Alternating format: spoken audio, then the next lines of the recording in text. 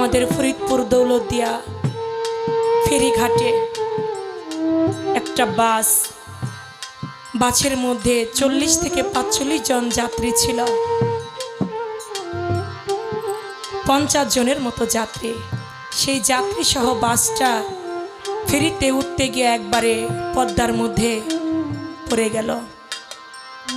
কত মানুষ মারা গেছে, স্বজন হারা হাজারি। ছোট্ট একটা বাচ্চা সাঁতরাইয়া উঠছে।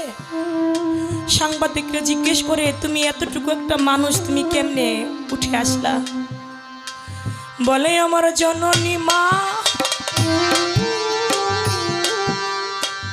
আমার মায় আমারে বাসের জানালা দিয়ে নিজের জীবনের চিন্তা না করে আমারে বের করে দিছে। মায়ের মতো দরদি এই ভাবে নাহি বাজান, নাহি ভাবে মিলে।